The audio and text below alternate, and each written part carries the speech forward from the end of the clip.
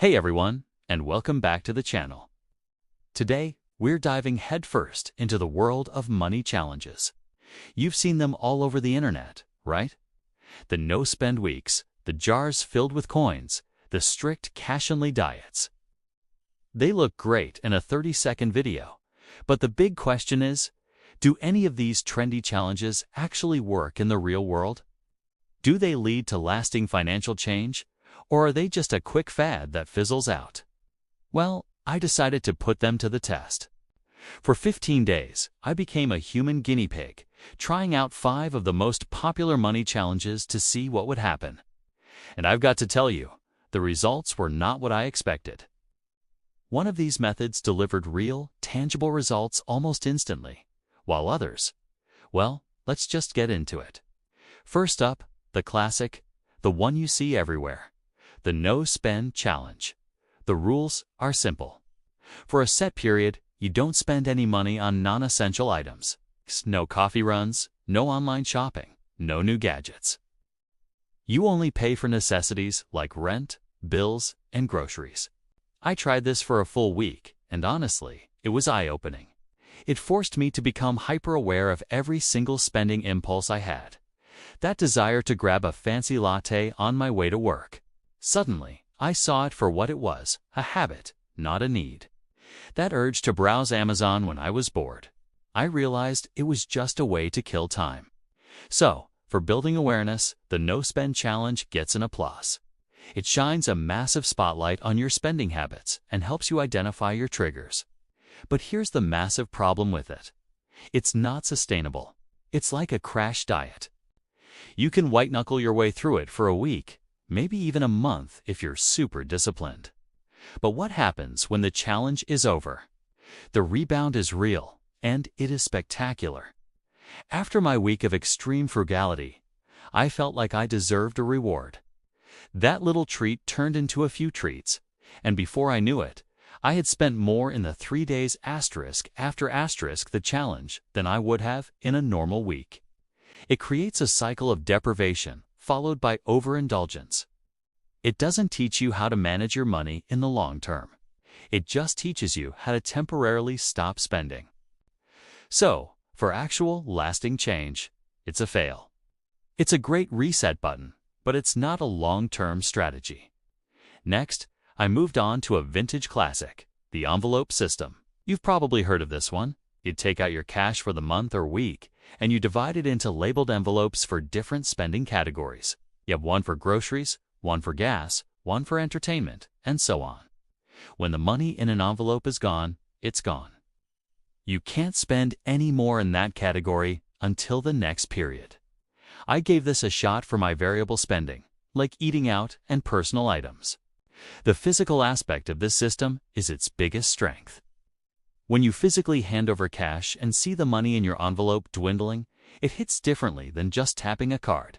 It makes the transaction feel real. You feel the financial impact in a way that digital payments just don't replicate. It creates a very tangible connection to your spending.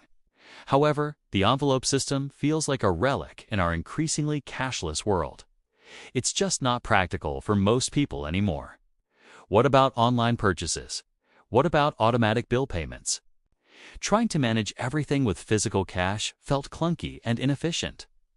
I found myself constantly needing to go to the ATM, and I was worried about carrying large amounts of cash around. If an unexpected expense came up, I'd have to borrow from another envelope, which kind of defeats the whole purpose and requires a whole lot of mental gymnastics to track. It's a great concept for learning the basics of budgeting, especially if you're a very hands-on person. But for a modern, flexible financial system, it's too rigid and outdated to be the primary method for most of us. All right, now for challenge number 3, the 24-hour rule. This one was a pleasant surprise. The concept is simple and brilliant. For any non-essential purchase you want to make, you have to wait 24 hours before you can buy it. See a cool jacket online? Add it to your cart, but don't check out. Walk away. Wait a full day. If you still genuinely want it 24 hours later, then you can consider buying it. I was shocked by how powerful this simple pause was. During my test period, I added so many things to my online shopping carts. A new video game, some cool kitchen gadget, a book I saw recommended. And guess what? After 24 hours, the intense desire to buy had vanished for about 80% of those items. The initial emotional rush that I need this right now feeling had completely faded. I realized most of my impulse buys were driven by emotion, boredom, stress, or just the thrill of getting something new. This rule acts as a mandatory cooling-off period. It separates your emotions from your wallet. It costs nothing to implement, requires very little effort, and it single-handedly slashed my emotional spending. This one is a keeper. It's not a full financial system, but as a tool to curb impulse buys, it is incredibly effective. Challenge number 4 was the digital detox. This one is less about a specific money rule and more about changing your environment. The idea is that a lot of our unplanned spending is triggered by what we see online. Targeted ads on social media, influencer posts showing off the latest products, and flash sale emails that create a false sense of urgency. So, for this challenge, I unfollowed all shopping and brand accounts on social media. I unsubscribed from every single retail email list. I even installed an ad blocker. The result? Silence. Beautiful, peaceful silence. My digital world became so much quieter. I wasn't being constantly bombarded with messages telling me I needed to buy something to be happier, more productive, or more stylish. My wallet felt quieter too. Without the constant triggers, the impulse to shop just wasn't there. It's amazing how much of our desire to spend is manufactured by clever marketing. A quiet mind really does lead to a quiet wallet. This challenge is fantastic for taking back control and ensuring that your purchases are driven by your own needs, not by an algorithm designed to make you spend. And that brings us to the 5th and final challenge. The one that, for me, was the undisputed winner. The one that created immediate results and felt like it was building a real, lasting habit.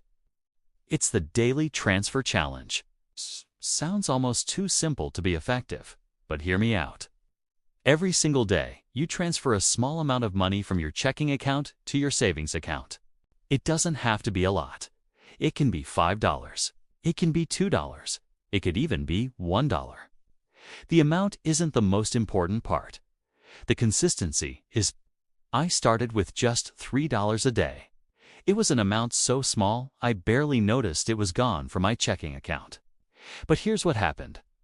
Every day, when I opened my banking app to make that tiny transfer, I was engaging with my finances in a positive way. I was taking a proactive step, no matter how small, toward my savings goal. That daily action started to build momentum. After a few days, seeing my savings account balance tick up, even by just a little bit, was incredibly motivating. It became a little game. That small, daily win gave me a shot of confidence. It proved to me that I could save money. I wasn't just waiting for a big chunk of money at the end of the month to maybe put into savings. I was building my wealth, brick by tiny brick, every single day. This process became addictive in the best possible way. It flipped a switch in my brain from a mindset of spending to a mindset of saving. It made saving a daily habit, just like brushing my teeth. This wasn't about deprivation or restriction. It was about positive reinforcement and building a consistent, powerful routine. This is the challenge that truly worked because it focuses on building a habit, not on willpower. So, after 15 days of intense financial experimentation, what's the final verdict? Money challenges don't have to be extreme or painful to be effective. The all-or-nothing approaches like the no-spend week are great for a short-term shock to your system, but they often fail in the long run because they're not sustainable. The real secret to improving your finances isn't a dramatic, temporary overhaul. It's about finding small, consistent actions that you can stick with. The best system is the one that you will actually do day in and day out. The power of the 24-hour rule is its simplicity in fighting impulse buys. The power of the digital detox is in creating a peaceful environment free from temptation. And the ultimate power of the daily transfer is its ability to build an unstoppable habit of saving through small, daily wins. It proves that daily action, no matter how small it seems, is what creates real, lifetime change. What do you think? Have you tried any of these challenges? What worked for you and what didn't? Let me know down in the comments. I'd love to hear your stories. Thanks so much for watching today. If you found this helpful, be sure to give this video a thumbs up and subscribe for more content on making your money work for you. See you in the next one.